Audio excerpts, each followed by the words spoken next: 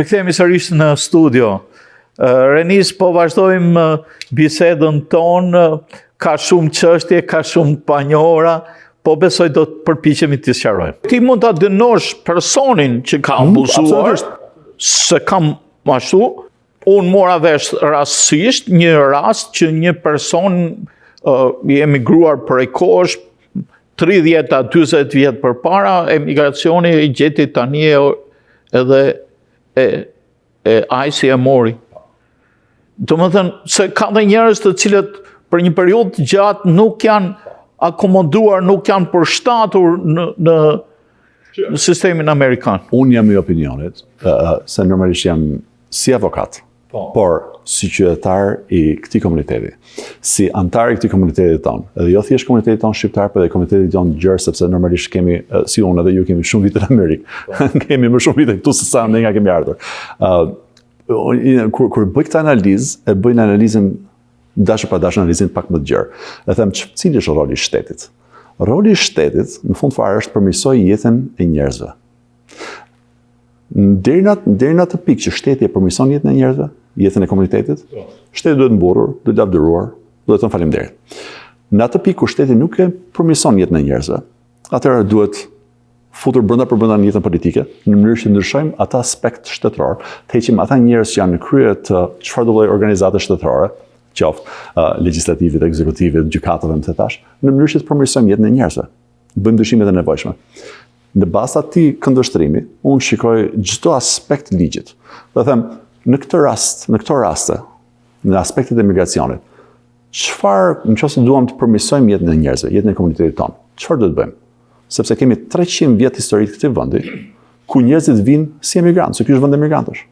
Kështu që diapazoni im thotë, dhe kjo analiza ime më thotë që në mënyrë që të përmirësojmë jetën e këtij komuniteti, duhet të krijojmë oportunitet që të kemi emigracion të lishëm. Dhe nuk duhet të nxjerrim hallka të panevojshme, dhe nuk duhet të nxjerrim pengesa të paqëna, jo të mirë menduara, thjesht ndalojmë jetën e njerëzve këtu. Unë jam i opinionit që nuk duhet të sanksionojmë emigracionin e palishëm, por jam gjithashtu i opinionit që lishëm. Emigracionin e palishëm nuk duhet ta mbështesim. Por gjithashtu jam i opinionit që, për shembull, të them këtë, që futët në luftën e dytë botërore, kur vinin në Amerikë, vinin në mënyrë palishme, sepse s'kishte ligj që thoshte duhet vini juve këtu. Shqiptarët që vinin shkonin në Greqi, që vinin në Amerikë, që gjeni veten në Amerikë, gjatë periudhës komunizmit, nuk vinin këtu në mënyrë të lishme. Se s'ka ligj që thoshte hajde shqiptar në Amerikë sepse po të mirëpresim sepse keni Enver Hoxhën aty që po i merr shpirtin.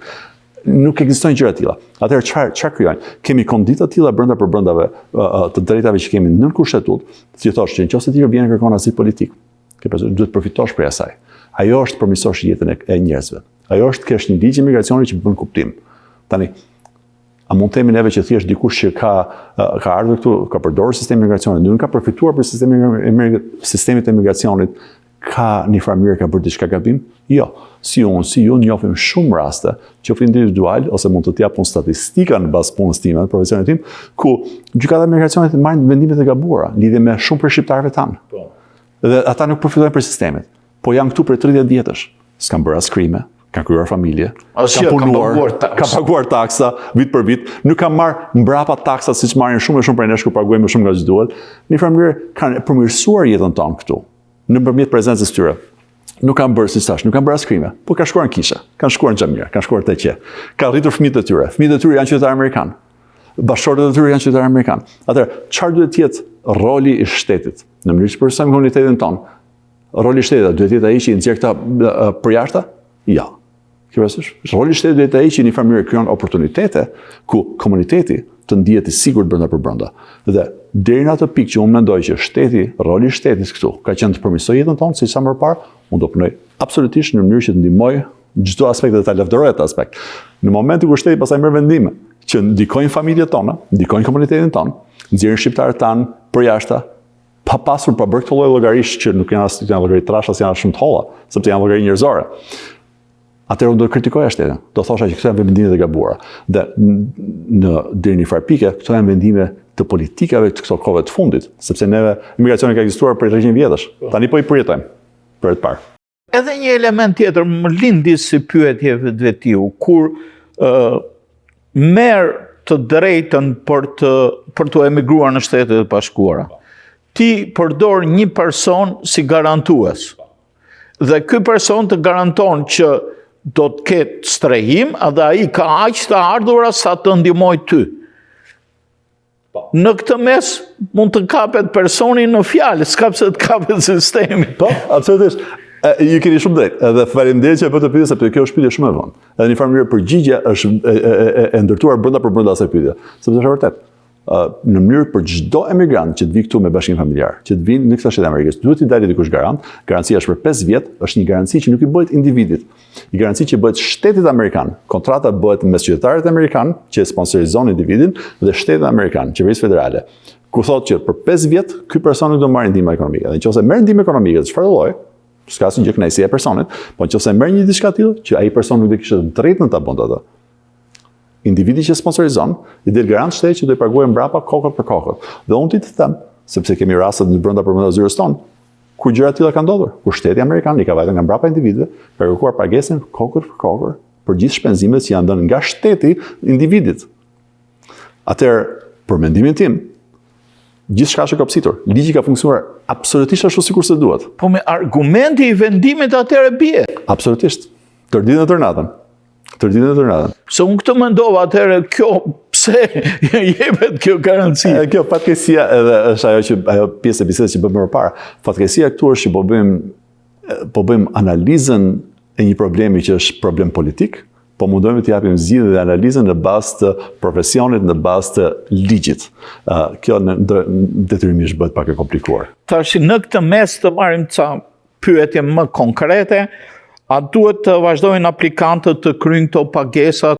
Absolutisht. Duhet të rrim korrekt sistemin, detyrimisht. Duhet të rrim korrekt sistemin gjatë gjithë kohës në mënyrë që të paktën nga ana jonë si aplikant, nga ana jonë si profesionist, si avokat, ne kemi bërë gjitha ato. Çka kemi për të bërë, kemi bërë që gjitha, kemi kopsitur ashtu si duhet. Pastaj kam përshtypjen që kjo do jetë deri në një farë pikë të përkohshme. Nëse zgjat më shumë nga ç'duhet, do jetë fatkeqësi për ne, por uroj për të gjithë ne si komunitet që të jetë e përkohshme. Po për ju si avokat, të hapun. Shiko, sa të ketë probleme, avokatët do kenë punë. Kur marrë probleme, do marrë për gjithë pastaj, jemi në rregull. Nëse një aplikant për shkak të këtij pezullimi e humbet të drejtën rrugën ligjore për apelim, a ka mundësi ai për apelim më vonë? Po, kam përshtypjen. Kjo është edhe arsyeja pse them që këto janë vendime politike. Ligji nuk ka ndryshuar. Duke qenë se ligji nuk ka ndryshuar, të drejtat tona dhe drejtat e aplikantëve nuk kanë ndryshuar. Të njëjtat hapa që ekzistonin para këtij prononcimi nga Sekretaria e Shtetit, ekzistojnë edhe sot. Qofshin ato apele, qofshin ato motions që bëjnë në lëvizje ligjore, mekanizmet ligjore që bëjmë ne si avokat, ato të gjitha asnjë gjë nuk ka ndryshuar. Detyrimisht roli jonë, detyra jonë është që të vazhdojmë përpara me aplikimet, të bëjmë çdo aspekt si aplikant, të kryejmë gjitha detyrimet që kemi, qofshin financiare, qofshin bazë dokumentave, dokumentacion që do të parashtrojmë shtetit. Dhe pastaj nëse diçka na ndalohet në bazë të këtyre prononcimeve, thjesht do kemi pak më shumë mund, kosto edhe lodhje mendore, por në fund fare rezultatet do i arrim, besoj dhe shpresoj, do i arrim ashtu sikur se kishim arritur më parë, me pak vonesa normalisht. Po, mund të ketë këtu tarifa të merren mbrapsht këtu është të vështirë kjo. Jo, ka përshtypjen është vështirë sepse një nga pjesat e ligjeve të migracionit që kemi është që ato pagesa në momentin që bëhen nuk merren më mbrapa.